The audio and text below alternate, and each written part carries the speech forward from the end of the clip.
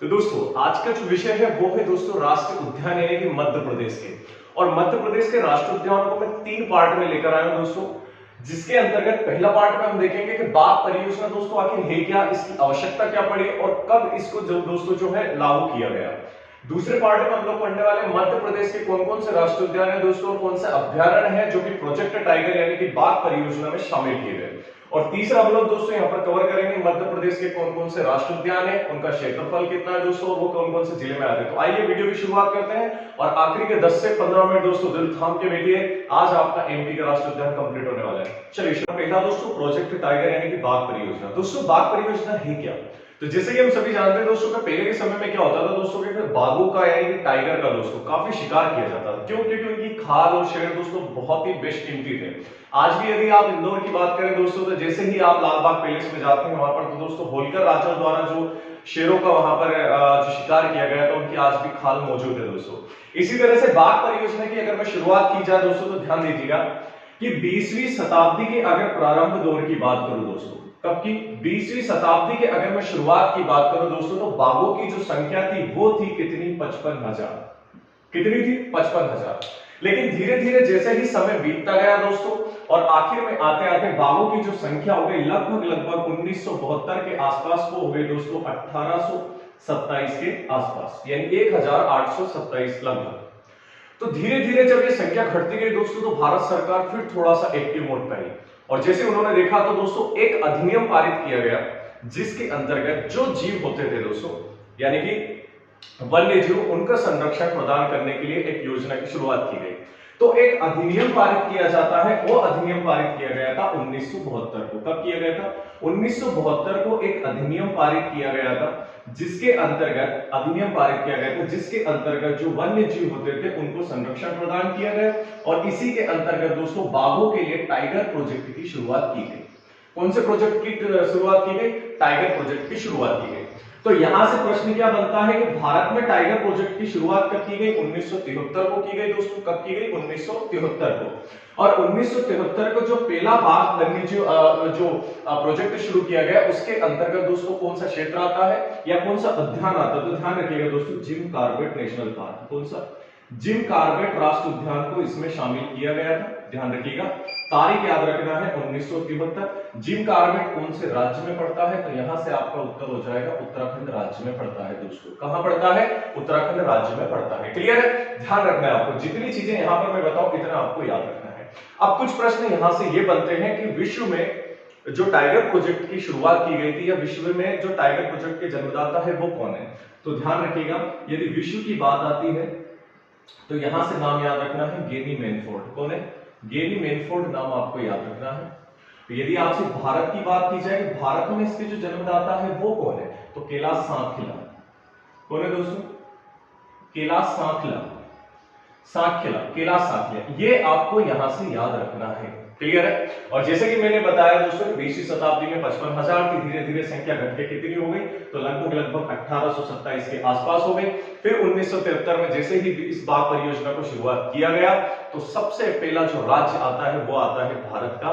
कौन सा दोस्तों? उत्तराखंड। और उसमें आता है जिम कॉर्बेट राष्ट्रीय उद्यान। अब बाघ परियोजना के अंतर्गत दोस्तों कितने राज्यों को शामिल किया गया, यानी ऐसे कितने राज्य है भारत के जहां पर बाघ परियोजना को चलाया गया और उन उद्यानों को शामिल किया गया दोस्तों? तो यहां से आपको याद रखना है कुल 18 राज्य। कितने राज्य दोस्तों? 18 राज्य। अब प्रश्न यहां से ये बनता है कि प्रश्न यहां से ये बनेगा दोस्तों 18 राज्यों में सबसे ज्यादा जो बाघ है वो किस राज्य में दोस्तों पाए जाते हैं? तो यहां से आपको याद रखना है दोस्तों मध्य प्रदेश। कौन सा हो गया? मध्य प्रदेश। मध्य प्रदेश में अगर बाघों की संख्या देखेंगे दोस्तों तो हो जाएगा 527। ध्यान रखना, या 526 आप याद रख सकते हैं, कई जगह 526 मिलेगा। और दूसरे नंबर पे कौन सा राज्य आता है? तो दूसरे नंबर पे राज्य आता है दोस्तों कौन सा? कर्नाटक, जिसकी संख्या हो जाएगी 524। ये भी आपको याद रखना है। ठीक है, फिर एक और प्रश्न यहां से बनता है दोस्तों को टाइगर दिवस यानी टाइगर डे कब मनाया जाता है दोस्तों? तो एक और प्रश्न आपका यहां से क्या बनने वाला है कि टाइगर दिवस, बाघ दिवस या फिर टाइगर डे दोस्तों कब मनाया जाता है? तो तारीख याद रखना है 29 जुलाई को मनाया जाता है। कौन सी तारीख दोस्तों? 29 जुलाई। फिर 1973 की यदि आपसे बात की जाए 1973 में दोस्तों कौन सा महीना, कौन सी तारीख? तो वो भी याद रखना है 1 अप्रैल 1973। 1 अप्रैल 1973 को दोस्तों याद रखना है भारत में बाघ परियोजना की शुरुआत की जाती है। और यदि मध्य प्रदेश की मैं आपसे बात करूं दोस्तों तो 1974 याद रखना है। अगर मध्य प्रदेश की आपसे बात की जाए दोस्तों तो मध्य प्रदेश में 1974 को दोस्तों बाघ परियोजना चलाई गई थी या बाघ प्रोजेक्ट टाइगर की शुरुआत की गई थी। और कौन सा राष्ट्रीय उद्यान को इसके अंतर्गत लिया गया था दोस्तों, तो याद रखना है, आपको याद रखना है कान्हा किसली। कौन सा दोस्तों, कान्हा किसली राष्ट्रीय उद्यान को दोस्तों इसके अंतर्गत लिया गया था। और तारीख याद रखनी दोस्तों 1974 को। कान्हा किसली दोस्तों कौन से जिले में पड़ता है, तो मध्य प्रदेश के मंडला जिले में पड़ता है। कान्हा किसली का दोस्तों क्षेत्रफल कितना है, तो 940 वर्ग किलोमीटर इसका क्षेत्रफल है। क्लियर है दोस्तों। तो इतनी चीजें उम्मीद है दोस्तों आपको यहां से समझ में आ चुकी है। तो आइए अगले पार्ट में हम लोग देखते हैं दोस्तों कुछ ऐसे प्रश्न जो यहां से एग्जाम में बनने वाले हैं। कुछ आपके इंपॉर्टेंट पॉइंट की दोस्तों तो हम लोग यहां से कवर करने वाले हैं। पहले इंपॉर्टेंट पॉइंट दोस्तों ये याद रखना है कि सबसे पहले बाघ गणना जो है ना दोस्तों, यानी कि बाघों की गिनती किस वर्ष की गई थी। पहला प्रश्न तो यहां से बनेगा दोस्तों, तो याद रखना है 1972 आपको याद रखना है। प्रथम गणना जो है ना दोस्तों, प्रथम गणना जो की गई थी बाघों की वो कब की गई थी दोस्तों, आपको याद रखना 1972। उसके बाद धीरे धीरे समय बीतता गया दोस्तों, तो 2014 को आपको याद रखना है, 2 तारीख 2014 दोस्तों, और 2018 आपको याद रखना है। यहां पे भी बाघों की जब दोस्तों गणना की गई तो 2014 में जब गणना की गई दोस्तों तो संख्या निकल के आती है 2226। कितनी दोस्तों, 2226। फिर जैसे ही 2018 में दोस्तों एक और बार दोबारा से गणना की गई दोस्तों बाघों की, तो यहां से संख्या निकल के आती है दोस्तों 2967। कितना है दोस्तों, 2967। तो देखिए जैसे ही यहां पर टाइगर प्रोजेक्ट की शुरुआत की जाती है, धीरे धीरे दोस्तों जो बाघों की जो घटती आबादी थी दोस्तों, वहां पर क्या होता है, एक अंकुश लगा दिया जाता है, एक कंट्रोल कर दिया जाता है। और आप देखते हैं कि 2018 के आसपास 2967 संख्या हो जाती है। और बाघ को जो है दोस्तों क्या है, इस योजना के अंतर्गत बचाया गया। जो मुहिम भारत सरकार द्वारा चलाई गई थी वो एक तरह से क्या हो रही थी दोस्तों, सफल होती नजर आ रही थी। ठीक है, चलिए अब बात करते हैं यहां से कुछ और पॉइंट की दोस्तों। देखिएगा कुछ और पॉइंट क्या होंगे दोस्तों कि क्षेत्रफल की दृष्टि से सबसे बड़ा आरक्षित बाघ आरक्षित क्षेत्र कौन सा होगा दोस्तों, तो मैं यहां पे लिख देता हूं दोस्तों क्षेत्रफल की दृष्टि से, क्षेत्रफल की दृष्टि से, क्षेत्रफल की दृष्टि से सबसे बड़ा बाघ आरक्षित क्षेत्र कौन सा है दोस्तों, तो नागार्जुन सागर। दोस्तों ध्यान रखना, कौन सा, नागार्जुन सागर। ये दोस्तों सबसे बड़ा बाघ आरक्षित क्षेत्र है दोस्तों भारत का, याद रखना है। अब ये कौन से राज्य में पड़ता है दोस्तों, तो ध्यान रखिएगा ये आपका कहां पड़ता है दोस्तों, तो ये आपका पड़ता है आंध्र प्रदेश में दोस्तों। कहां पड़ता है, तो मैं यहां लिख देता हूं आंध्र प्रदेश दोस्तों, आपको यहां पर याद रखना है। बोलिए आई बात समझ में, क्लियर है। चलिए दूसरा पॉइंट यहां से बनेगा दोस्तों कि क्षेत्रफल की दृष्टि से सबसे छोटा बाघ जो आरक्षित क्षेत्र है दोस्तों वो कौन सा है, तो आप सभी साथी जानते हैं, पेंच हो जाएगा दोस्तों इसका आंसर। क्या हो जाएगा, पेंच। पेंच कहां पड़ता है दोस्तों, तो महाराष्ट्र। कहां पड़ता है दोस्तों, महाराष्ट्र। ये सारे पॉइंट बहुत महत्वपूर्ण है।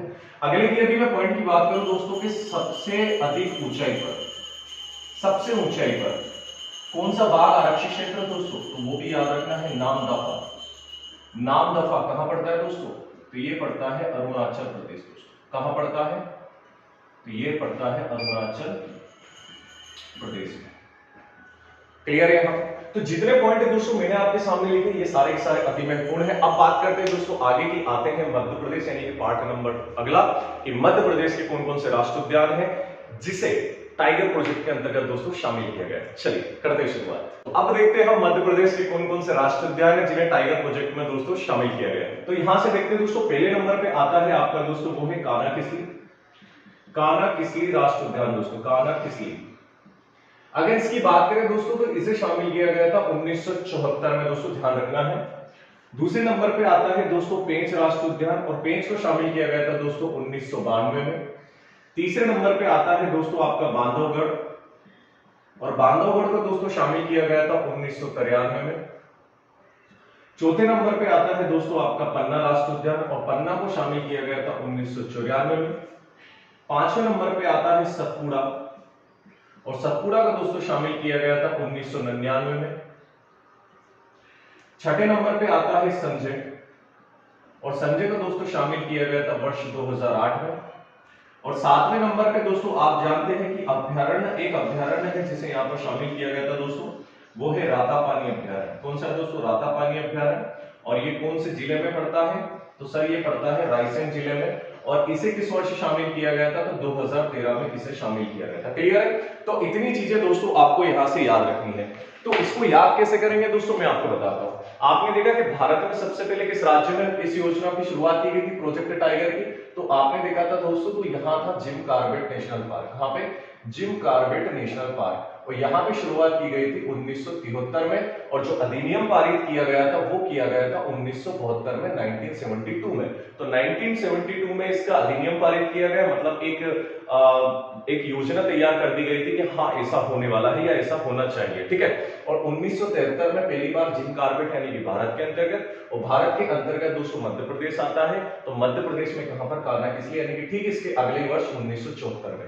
इसके बाद आपको याद रखना है दोस्तों 92, 93, 94, 99। देखो एक ही क्रम है दोस्तों कि 92, 93, 94, 99। 92 में दोस्तों क्या हो जाएगा? तो 92 में पेच याद रखना है, और दोस्तों 93 में क्या हो जाएगा दोस्तों? बांधवगढ़ याद रखना है, और 94 में क्या हो जाएगा दोस्तों? पन्ना याद रखना है, और 99 में क्या हो जाएगा दोस्तों? सतपुड़ा याद रखना है। और 8 की यदि बात करें तो संजय याद रखना है, दोनों सासा वाले हैं। और सबसे आखिरी में क्या आएगा आपका? रातापानी अभ्यारण्य, यानी कि 2013 में दोस्तों ये शामिल किया गया था। अब बात आती है दोस्तों कि कौन कौन से जिले में पड़ते हैं दोस्तों। तो आप जानते हैं कि कान्हा किसली कहां पड़ता है दोस्तों? तो ये पड़ता है मंडला जिले में, ठीक है दोस्तों। अगर मैं बात करूं पेंच की दोस्तों, तो पेंच का पड़ता है दोस्तों, तो ये दो जिलों के अंतर्गत आता है, सिवनी और छिंदवाड़ा। सिवनी और छिंदवाड़ा दो जिलों की बाउंड्री में पड़ता है दोस्तों। आप जानते हैं कि पेंच राष्ट्रीय उद्यान का कुछ हिस्सा महाराष्ट्र राज्य के अंतर्गत भी आता है, ठीक है। अभी मैं मानचित्र से भी आपको बताने वाला हूं। अगली बात करते हैं बांधवगढ़ की दोस्तों। तो बांधवगढ़ कहां पड़ता है? तो ये पड़ता है मध्य प्रदेश के उमरिया जिले में। बात करूं पन्ना की दोस्तों, तो पन्ना भी दो जिलों की बाउंड्री में पड़ता है, एक है दोस्तों छतरपुर और दूसरा है आपका यहाँ पर पन्ना, ठीक। बात करूं सतपुड़ा की, तो सतपुड़ा पड़ता है नर्मदापुरम। नर्मदापुरम, और नर्मदापुरम आप जानते हैं इसका नवीनतम नाम है तो होशंगाबाद जिले का। संजय की बात करूं तो संजय कैसा लड़का है? तो संजय बड़ा सीधा साधा लड़का है, तो यहां से सीधी जिला हो जाएगा। और ये तो आपका अभ्यारण्य है दोस्तों, तो रातापानी में आपको बता चुका हूं कहां पे दोस्तों? रायसेन जिले में, ठीक है। अब बात करते हैं दोस्तों कि अगर मैं अब आपसे ये बात करूं दोस्तों कि राष्ट्रीय उद्यान, तो राष्ट्रीय उद्यान कितने हैं दोस्तों मध्य प्रदेश के? तो यहाँ पर बात करते हैं अगले पार्ट। चलिए तो अब बात करते हैं मध्य प्रदेश के राष्ट्रीय उद्यानों की संख्या दोस्तों। तो मध्य प्रदेश के जो राष्ट्रीय उद्यानों की संख्या है वो कितनी है दोस्तों वर्तमान में? टोटल तो ध्यान रखिएगा, वो वर्तमान में कितनी हो जाएगी दोस्तों? 11। कहीं कहीं आप 12 देखेंगे जहां पर ओमकारेश्वर को शामिल किया गया, लेकिन दोस्तों 2020 और 21 के जो आंकड़े हम लोग देखें तो वहां से जो चीज बात निकल के आती है वो है कि ओमकारेश्वर खंडवा को दोस्तों इसमें शामिल नहीं किया गया है। तो वर्तमान में जो संख्या राष्ट्रीय उद्यान की मध्य प्रदेश में वो है कुल मिलाकर कितनी? 11। तो यहां से याद कैसे करेंगे दोस्तों? तो ये जो 6 है दोस्तों, तो ये 6 तो प्रोजेक्ट टाइगर में शामिल है। अब बचे कितने दोस्तों? तो आप बचे हैं सर यहाँ पर कितने? तो 6 माइनस कर दो, कितने बचे सर? 5। 5 आपको केवल याद करने हैं, तो 6 तक हो गया दोस्तों। अगर मैं 7वें नंबर पे बात करूं दोस्तों, तो आपको याद रखना है कुनो दोस्तों, याद रखना है कौन सा है दोस्तों? कुनो। और कुनो कहां पड़ता है दोस्तों आपका? तो ये पड़ता है श्योपुर जिले में दोस्तों। मैं अभी आपको मानचित्र से पूरा कवर करवाऊंगा, चिंता मत करिएगा, ठीक है। ऐसा वीडियो दोस्तों प्रैक्टिकली आप समझ रहे हो, डिजिटली तो कोई भी जो है आंकड़ों को लिखकर ला सकता है, चित्र बना के ला सकता है दोस्तों, तो उसमें समझ में नहीं आएगा। मैं आपके सामने जो जो चीजें लिखूंगा आप उसको एज इट इज अगर अपने रजिस्टर में नोट्स बनाते हैं दोस्तों, तो आपको समझ में आएगा। तो कुनो राष्ट्रीय उद्यान दोस्तों ये कहां पे आपका? तो श्योपुर में। अगला बात करता हूं दोस्तों मैं यहां से, तो माधव राष्ट्रीय उद्यान, और माधव दोस्तों ये कहां पड़ता है दोस्तों? तो ये पड़ता है शिवपुरी में दोस्तों। कहां पड़ता है? शिवपुरी में। अगली बात करता हूं दोस्तों 9वें नंबर पे, तो ये हो गया आपका वन विहार। तो वन विहार जो राष्ट्रीय उद्यान है दोस्तों, वन विहार ये कहां पड़ता है दोस्तों आपका? तो आप जानते हैं ये भोपाल में पड़ता है। कहां पड़ता है? ये भोपाल में पड़ता है सर, ठीक है। अगला 10वें नंबर पे बात करूं दोस्तों मैं आपकी, तो यहां से हो जाएगा डायनासोर। कौन सा हो जाएगा? तो यहां से हो जाएगा आपका डायनासोर, और डायनासोर दोस्तों कहां पड़ता है आपका? तो ये पड़ता है धार जिले में। और सबसे अंतिम बचा है दोस्तों वो है आपका जीवाश्म राष्ट्रीय उद्यान। जीवाश्म या फिर इसी को हम लोग बोलते हैं फॉसिल राष्ट्रीय उद्यान। क्या बोलते हैं दोस्तों? फॉसिल राष्ट्रीय उद्यान। तो ये कहां पड़ता है दोस्तों आपका? तो जीवाश्म राष्ट्रीय उद्यान दोस्तों ये कहां पड़ता है आपका? तो डिंडोरी में पड़ता है, ठीक है दोस्तों। तो उम्मीद है इतनी चीजें आपको समझ में आ गई। यहां से 6 आप याद रखेंगे और इधर के 5 आप याद रखेंगे, टोटल कितने हो गए दोस्तों? 11। अब आइए दोस्तों हम लोग करने वाले हैं मानचित्र में, और इनका टोटल का हम लोग क्षेत्रफल देखने वाले हैं, और कब इन राष्ट्रीय उद्यानों की स्थापना की गई थी वो सारे का सारा हम लोग कवर करेंगे। तो बने रहिए आखिरी पार्ट इस वीडियो दोस्तों। ये है अंतिम पार्ट मध्य प्रदेश के राष्ट्रीय उद्यान से, और उसको समझने वाले दोस्तों हम लोग मानचित्र के माध्यम से। मैं पूरा का पूरा दोस्तों आपको यहां से इस तरह से घड़ी की दिशा में घुमाने वाला हूं दोस्तों, और पूरे के पूरे 11 राष्ट्रीय उद्यान जिनका क्षेत्रफल क्या है और उनकी स्थापना दोस्तों कब की गई है आपके सामने लिखने वाला हूं। एज इट इज आप नोट्स बनाइए, और अंतिम पार्ट के साथ ही दोस्तों पूरा का पूरा मध्य प्रदेश का राष्ट्रीय उद्यान दोस्तों यहाँ पर समाप्त हो जाएगा।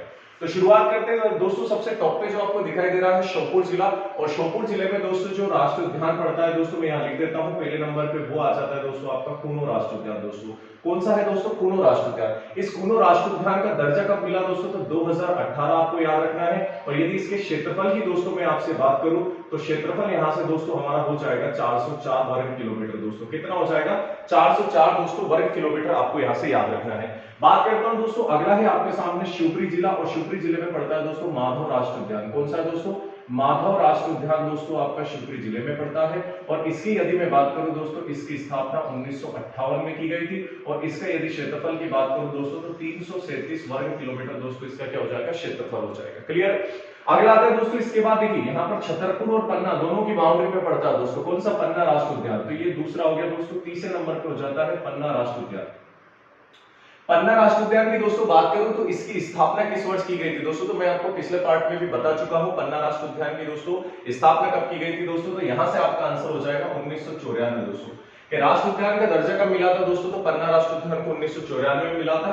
और यदि क्षेत्रफल की मैं आपसे बात करूं तो यहां से क्षेत्रफल हो जाएगा 543 वर्ग किलोमीटर दोस्तों, ये आपको याद रखना है। ठीक है, चौथे नंबर पे आता है सीधी जिला दोस्तों। और सीधी जिले की यदि मैं बात करूं तो सीधी में दोस्तों कौन सा राष्ट्रीय उद्यान पड़ता है? तो वो पड़ता है संजय राष्ट्रीय उद्यान। कौन सा पड़ता है दोस्तों? संजय राष्ट्रीय उद्यान। और संजय राष्ट्रीय उद्यान की जो स्थापना है दोस्तों याद रखना है 1981 आपका दोस्तों यहाँ से आंसर हो जाएगा। क्या हो जाएगा? माफ कीजिए 1994 नहीं, यहाँ पर 1981 आएगा दोस्तों। 1981 आने वाला है। ठीक है, संजय की दोस्तों स्थापना की बात करो, ये भी 1981 है। और यदि इसके क्षेत्रफल की मैं आपसे बात करूं दोस्तों तो ये आपको याद रखना है दोस्तों 466 वर्ग किलोमीटर। दोस्तों कितना है? 466 वर्ग किलोमीटर इसका क्षेत्रफल है। ठीक है, अगला आता है दोस्तों उमरिया। उमरिया में दोस्तों आपने बांधवगढ़ राष्ट्रीय उद्यान। कौन सा है? बांधवगढ़ राष्ट्रीय उद्यान। और बांधवगढ़ राष्ट्रीय उद्यान की जो स्थापना है वो याद रखना है 1968 में की गई थी। और इसका क्षेत्रफल यदि आपसे पूछ ले तो 437 वर्ग किलोमीटर, आपको इसका क्षेत्रफल याद रखना है। ठीक है, छठे नंबर पे आता है आपका डिंडोरी जिला। और डिंडोरी जिले में कौन सा पड़ता है याद रखना है यहाँ से, तो ये पड़ेगा आपका जीवाश्म राष्ट्रीय उद्यान। जीवाश्म राष्ट्रीय उद्यान, इसकी स्थापना की गई थी 1983 में। और इसके यदि क्षेत्रफल की बात करेंगे तो 0.27 वर्ग किलोमीटर। मध्य प्रदेश का सबसे छोटा राष्ट्रीय उद्यान जीवाश्म यानी कि फोसिल राष्ट्रीय उद्यान है। ठीक है, याद रखना है। अगला आता है यहाँ पर मंडला और बालाघाट जिला। तो मंडला और बालाघाट की यदि मैं बात करूं, मैं यहाँ से जो है आपको, ठीक है, इधर लिख देता हूँ, दिखाई दे रहा होगा। ठीक है, तो मंडला और बालाघाट दोनों की बाउंड्री पे पड़ता है, वो आता है 7वें नंबर पे। कौन सा है? तो कान्हा किसली। ध्यान रखें, कान्हा किसली राष्ट्रीय उद्यान है। इसकी स्थापना की गई थी 1955 में। और इसका जो क्षेत्रफल है 940 वर्ग किलोमीटर, इसका क्या हो जाएगा दोस्तों? क्षेत्रफल हो जाएगा। क्लियर है? अगला बात करता हूं यहाँ पर जो आता है आपका 8वें नंबर पे। तो मैं यहाँ से जो है इधर करके ऐसे लिख देता हूँ। ये देखो, ये दोनों की बाउंड्री पे पड़ रहा है, 8वें नंबर पे पड़ता है आपका। ठीक है, 8वें नंबर पे कौन सा पड़ेगा? 8वें नंबर पे तो पेंच राष्ट्रीय उद्यान। ये लो, मैं लिख देता हूँ कौन सा है दोस्तों? पेंच राष्ट्रीय उद्यान है। और पेंच का यदि आपसे स्थापना पूछे तो 1975 आपको यहाँ से याद रखना है। और इसकी यदि मैं क्षेत्रफल की आपसे बात करूँ दोस्तों तो इसका क्षेत्रफल कितना हो जाएगा? तो आपका जो है पन्ना का हो गया था 543, और इसका जो क्षेत्रफल हो जाएगा दोस्तों वो जाएगा आपका 293 वर्ग किलोमीटर। दोस्तों क्या हो जाएगा? इसका क्षेत्रफल हो जाएगा। क्लियर है? इतना आपको याद रखना है। अगली बात करता हूं मैं यहाँ से नर्मदापुरम की। तो 9वें नंबर पे दोस्तों, 9वें नंबर पे मैं यहाँ पर लिखने वाला हूँ नर्मदापुरम। और नर्मदापुरम में दोस्तों कौन सा पड़ता है? तो सतपुड़ा राष्ट्रीय उद्यान पड़ता है, सतपुड़ा। और सतपुड़ा की अगर स्थापना की बात करूं तो 1981 हो जाएगा। और यदि इसके क्षेत्रफल की बात करूं तो 525 वर्ग किलोमीटर दोस्तों यहाँ से हो जाएगा। ठीक है, ध्यान रखना है। अगला आता है धार। तो धार में दोस्तों कौन सा? तो धार में डायनासोर। धार में दोस्तों कौन सा? डायनासोर राष्ट्रीय उद्यान है। और इसकी स्थापना की गई थी 2010 में। कब की गई थी दोस्तों? 2010 में की गई थी। और यदि इसकी मैं आपसे क्षेत्रफल की बात करूं दोस्तों तो इसका जो क्षेत्रफल है वो लगभग जो है दोस्तों 4.45 वर्ग किलोमीटर के आसपास इसका क्षेत्रफल हो जाएगा। ठीक है, तो टोटल कितने हो गए यहाँ से आपके दोस्तों? 10 हो गए हैं। आखिरी बचा है 11वां। और 11वें पे आता है दोस्तों ये भोपाल में। 11वें नंबर पे आता है भोपाल में, वो है आपका वन विहार राष्ट्रीय उद्यान। कौन सा है? तो वन विहार राष्ट्रीय उद्यान। और वन विहार राष्ट्रीय उद्यान को जो दर्जा मिला था वो मिला था 1979 में। और यदि इसके क्षेत्रफल की मैं बात करूं दोस्तों तो 1 मिनट, डायनासोर का आपका ये नहीं होगा दोस्तों, डायनासोर का 0.85 के समथिंग है। और वन विहार का है 4.45 वर्ग किलोमीटर। ये आपका दोस्तों वन विहार का होने वाला है। ठीक है, चलिए, हाँ, ठीक है, तो इसी के साथ दोस्तों आपका मध्य प्रदेश के राष्ट्रीय उद्यान वाला पार्ट यहीं पे समाप्त होता है। उम्मीद है वीडियो अच्छा लगा होगा। इसको एक बार और वीडियो को आप देखेंगे तो आपको प्रोजेक्ट टाइगर